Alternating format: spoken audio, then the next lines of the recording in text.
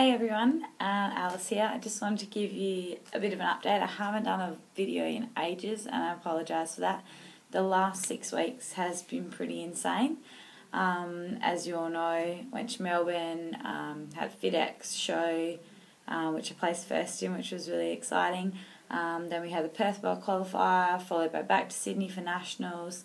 Had a week back in Perth, finished my Masters assignment, and then was back to Sydney for FILEX. So, I'm trying to catch up on all your questions and all the inboxes I've had. So I thought if I did a video, at least I could cover a few topics that I've been asked about rather than writing back to you all individually. So I've jotted down a few things today, which I'm going to go over.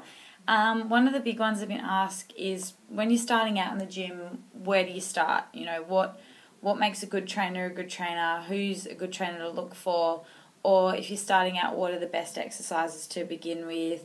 Frequency of training, cardio, all these questions. To be honest, I'll give you one blanket answer. Every single person is different, and that's a big take-home message. I can't answer that for you as an individual. I can give you some general guidelines, but then you're going to have to sort of take those away and think about how they relate with your lifestyle and your training, your body, where you're at, your goals, everything. So keep that in mind as I go through these points. So first of all, in the gym, if you're starting out and you're looking for a trainer, I think it's a great idea to have a trainer. I think even as a trainer and a coach myself, I have a coach, you know. Everyone can benefit from having a trainer or a coach, someone to keep them on track, to motivate them, to stay positive, all of that sort of thing. I believe that you should be accountable in your own actions and yourself, but it's someone there to also feed back with and assure that you're going along the right path. That's what I have my trainer for, someone just to oversee everything that I'm doing and reassure me that I'm going about it the right way. So when you're looking for a trainer, some of my top tips I've jotted down. Okay, you want to look for a trainer that monitors your progress. This has to be your progress, so the things that you've set out in your goals initially with the trainer. When you see a trainer, that's one of the key things. When you first see them, they should be asking you, what are your goals? What do you want to achieve from training? If they're not asking you these things straight up, walk out the door. They're just there to get your money. Okay? So, monitoring your progress, that could be however you want it to be. That could be through skin folds. That could be through changes in terms of resistance training. That could be your fitness level. Anything, but just some sort of monitoring method to know that you're getting the results that you came to them initially for. That's their job. Okay, a trainer that, like I said before, makes you accountable and it's also there to support you. So the trainer has to make you understand that they're there to help you, but they're not there to hold your hand, okay? So what I mean by that is, with my clients, I want them to learn from me. I don't want to tell them what to do, I want to teach them. So that then they're accountable for their actions. They have the knowledge there to be able to get the results without relying on me 24/7, knowing that I'm there to help them, but also understanding why I get them to do the exercises they do, why they're eating the foods they're eating, rather than just doing it because their trainer said so. You're never going to learn and you're never going to get long-term results from that sort of method. Okay, a trainer that doesn't stare at themselves in the mirror. That is one of the big ones I see you go into. I'm not going to say, but any of those big gyms, your generic ones, and you'll see those trainers that spend more time looking in the mirror than looking at their client. Your client is paying you per minute, okay? Good trainers charge a lot of money. They shouldn't be off chatting on their mobile phone, just looking in the mirror, focused on someone else in the gym. They should be giving you their 100% attention, okay? A trainer that wears a watch or a stopwatch or keeps track. This is important. Monitoring your progress, monitoring your recovery periods. A trainer without a watch, they're not organised. Okay. A trainer that answers your questions and gives you valuable feedback. So if you ask them why they gave you an exercise in their program and they can't explain why, not a good trainer. They should be structuring programs or nutrition around your goals. If they can't answer a simple question about why you put an extra 30 grams of carbohydrates into their diet, and they can't answer that for you, See you later. They don't know what they're doing. Okay, they should be able to help you understand why you're doing the things you're doing to help them get the best results. Okay, a trainer that also tracks your workout routines and nutrition. So they either have a program written out for you to do, or they're keeping record as you're training. With my clients personally, I like to see them once a week or once a fortnight, once a month.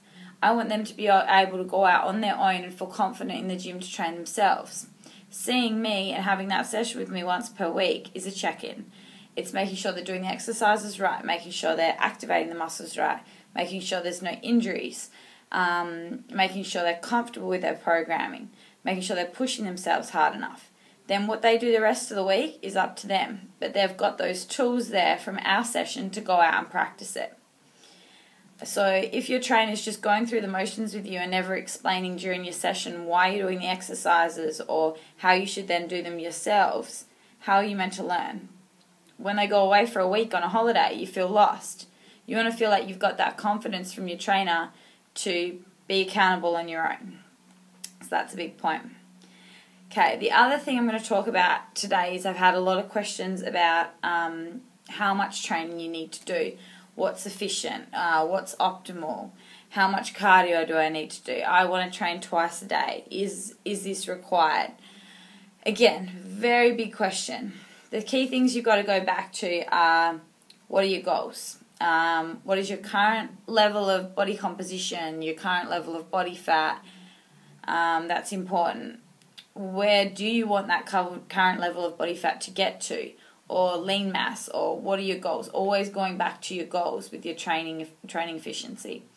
What is your current fitness level? That's important. If you're a beginner, it's going to be totally different to someone who's trained for 5 years in terms of what's optimal. And then also going back to goals again, is your goal to put on lean mass, or is your goal to tone up and drop body fat? Then again, it's all going to change in terms of resistance training and cardiovascular. But at the end of the day, it's going to come more back to your diet. That's the key point here. Okay, so I would say for putting on some lean muscle or dropping body fat, either or, you're going to want to be training 3 to 5 times per week. So that would be optimal. A beginner is doing some resistance training 3 to 4 times a week. I usually get most of my beginner clients training.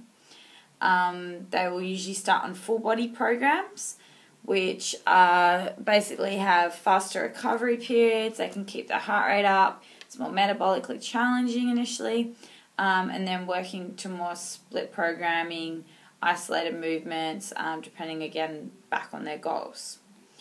So, stimulating the muscle every second to third day for beginners, and I would say when you're a bit more advanced, what I do in my training personally is I do 2 to 3 days on, and then I'll have a day of recovery or a day of interval training, and 1 full day of rest per week. Now, rest is important. Making sure that you're resting, which actually allows for growth, resynthesis, recovery of the muscle. It's actually a good time for your body to repair. So you need this to actually promote some lean gains. Okay, in terms of cardio, people ask this, how much do I need to do? How much do you do? It's, again, I'm actually changing up my training now, and I'm reducing the volume of cardio I have done in the past dramatically. This is because I want to get to a point with my training where I don't have to do much cardio, where my metabolism's firing really efficiently, where resistance training alone is going to be enough, and the cardio I'll do 1 to 2 times a week, high intensity, some sprints, really smash it out, and not have to do endless hours of cardio that you do see in a lot of preps. Which I have done in the past, I will admit to it. I've been silly and followed advice from coaches that weren't really thinking about the long-term effects on your metabolism of some long steady state cardio, and I hadn't also had the knowledge to know that this was wrong at the time. I was young. So now I can see that that's not a healthy lifestyle. You can't do an hour, 2 hours of cardio a day and resistance training on top of working, on top of having a life, on top of meal prep, everything. You need to basically find something that works with your lifestyle. Yeah, it means the results are going to come a bit slower, but it also means they're probably going to the weight's going to stay off long term. So I think anything that's going to get you short-term results is probably going to result in A, bit of metabolic damage, or B, gaining weight straight after you go back to a normal routine because you can't sustain it. And then also having a big effect on your lifestyle, your energy levels, your moods, everything. So we've all been there. We've all experienced those crash diets or extreme methods to get to a certain level. And from experience, I'm saying that it's really not worth it. My metabolism's been damaged before from past coaches, and now I know that I refuse to put my body through that. You know, if there's a competition and it's on in 12 weeks, and I don't think I'm going to be ready in 12 weeks to do it a healthy way, I'm not going to do it. I'd rather wait 16 weeks, 20 weeks for the next one. And this is something really big that my new coach is really into, and he's amazing. And yeah, you've just got to think about all these little variables. Yes, if you do 2 hours of cardio a day on top of resistance training and you were doing nothing before, you're going to drop weight. You're going to lose body fat, sure. You're also probably going to sacrifice lean mass, muscle tissue, which that fires up your metabolism. So as soon as you start doing that, metabolism's starting to slow. You're going to have long-term damage. You may have issues with your hormonal balance. There's so many variables. Just, it's really not worth it. So, going back to the beginning of what I was talking about, goals. Always go back to your goals. Set some goals that are realistic, achievable, but also smart. So, if your goal is to lose 5% body fat in, say, 2 months, yeah, realistic. If you're, say, at over 20-25%, if you're someone who's already lean and say about 15% and you want to drop 5%, I'll push that out a little bit longer. As you become leaner, it's obviously going to be harder to drop body fat. You're also going to have to change more variables in your routine. This is all, again, dependent on your dietary intake, which I won't go into today. We'll go in that in the next video. So, in saying that, beginners, resistance training, 3 to 5 sessions a week, somewhere around there, around 45 to 60 minutes, anything longer than about 60 minutes, and you neurologically just start switching off. So make sure you go hard, you go heavy, and you really smash it out. You're going to get a lot of caloric burn for that. You're also going to get the thermic effect from your food will be vastly increased, and yes, you're going to get fantastic results from doing that alone if you're going from doing nothing to doing resistance training. Cardio-wise, keep it high intensity, intervals, plyometrics, working all that in. No boring steady state, unless it's on a recovery day and you're doing a walk or a stretch or you find it really relaxing, then that's fine. By all means, go for it. But in terms of training, I would say 1 to 2 high intensity or interval sessions per week is optimal. That's going to help your cardiovascular, your fitness level, everything, without doing any, negative effects on your metabolism or your lean mass. So yeah, I would start there. Also remembering to track and monitor your workouts and changing them up every 4 to 6 weeks, depending on how regularly you're training. So these are all points we're going to go over in my next video in terms of what exercises are right for you and how to write your own programming. So if you can't afford a coach or those services.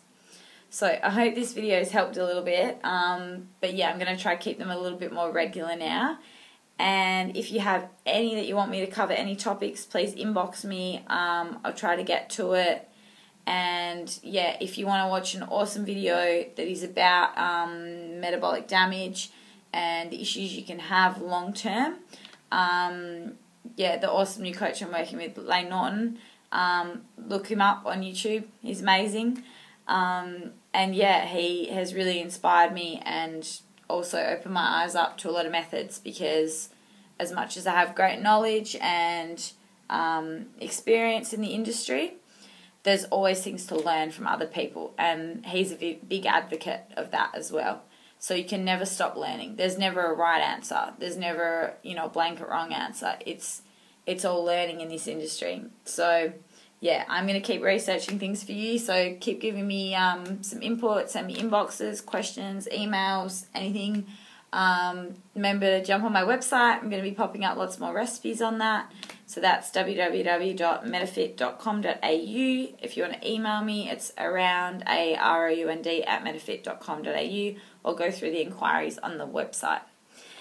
And yeah, thank you very much, guys. And hopefully I'll get some new videos up soon. See you later.